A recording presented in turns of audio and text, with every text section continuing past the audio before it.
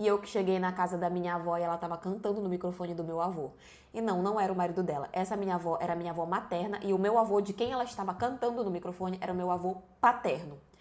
Gente, que confusão. Só pra vocês entenderem, essa minha avó ela era casada com o meu avô, né? Essa minha avó, que é mãe da minha mãe, era casada tudo com o meu avô.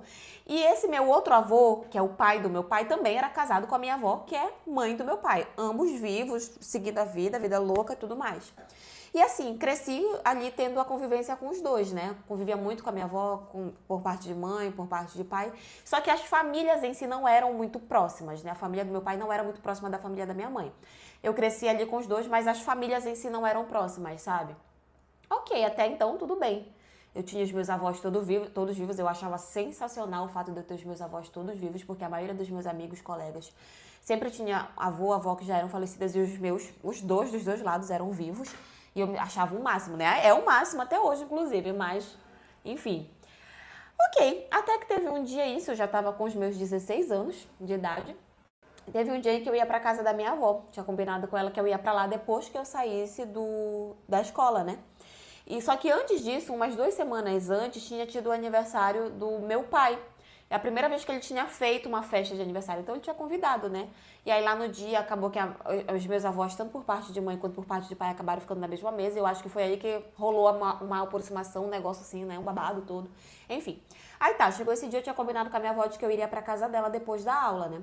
E eu já tinha falado pra ela o horário que eu ia pra lá e tal, e tava tudo certo. Só que nesse dia específico a gente acabou saindo mais cedo, que teve um poste lá que deu um problema lá na rua da escola, então faltou energia e tava quente pra um caramba. E a gente acabou saindo cedo. E como a casa da minha avó ficava mais ou menos próxima ali da minha escola, dava tipo uns 15 minutos andando, eu fui direto, né? Acabei indo direto. Sabia que ela tava em casa, a véia não fazia nada. Então eu sabia que ela tava em casa. E fui. Quando eu cheguei lá, menina, que eu já fui abrindo a porta, porque a minha avó sempre teve o costume de deixar a porta trancada e a gente de casa já vai entrando, que eu abri a porta, menina, eu me deparo com uma cena diabólica. A minha avó, mãe da minha mãe, cantando no microfone do meu avô, pai do meu pai. Ai, mas o problema não é esse. O problema, gente, é que ambos eram casados com os meus outros avós. Como é que eu vou explicar que eu presenciei uma cena diabólica dessa? Não, e quando eu vi, a minha reação foi dar um grito. Sei lá, foi a minha única reação. Na hora que eles me viram, eles se cobriram ali, né, e tudo mais. E eu, tipo, na minha cabeça, eu pensando, puta que pariu, o que é que eu vou fazer? E aí, na hora, eu fechei assim a porta, voltei pra fora de casa e falei, quer saber, eu vou pra casa. E fui embora, correndo pra casa. E da casa da minha avó pra casa, né, onde eu moro com os meus pais, onde eu morava com os meus pais, eram, tipo, uns 30 minutos. E eu fui correndo, né, andando, correndo, porque eu não queria ficar ali. Quando eu cheguei, a minha mãe estava desesperada, dizendo que a minha avó estava ligando, queria saber de mim, eu não sabia o que tinha acontecido. E eu sem coragem de contar pra minha mãe o que eu tinha visto, né? E eu falando que não, que eu só não queria ir pra casa da minha avó, que eu queria ficar em casa e tal. E eu não tive coragem de contar pra minha mãe. E a minha mãe ainda ficou insistindo, perguntando o que tinha acontecido. Eu, não aconteceu nada, porque eu não quis mais ficar lá. E me tranquei dentro do quarto e fiquei tipo, gente, o que eu vou fazer? O que eu vou falar? Eu vou fingir que isso não aconteceu? Como é que eu vou fingir que não aconteceu? Até que a minha avó acabou chegando na casa da minha mãe e pediu pra conversar comigo.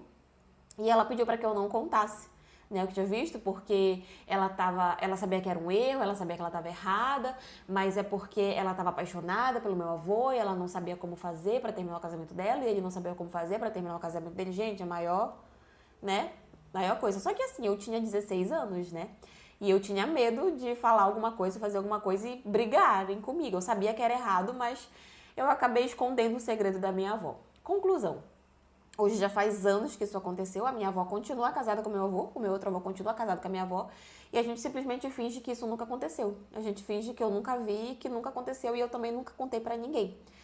Eu, burra, acreditei, né, que eles eram só um casinho, que a minha avó ia terminar pra ficarem juntos, mas nunca terminaram. Não sei nem se estão juntos até hoje, eu acho que não. Porque eu não vejo nem mais eles se falando quando acaba que as famílias se encontram, não vejo mais nem eles trocando uma palavra, então eu acho que realmente esse caso deles acabou. Mas hoje em dia, se eu fosse uma situação assim, hoje eu adulta, com certeza eu teria contado, gente. Eu não ia. Ai, mas tu não tem nada a ver com isso. Tenho. Pior que eu tenho, eu tô no meio da bagunça.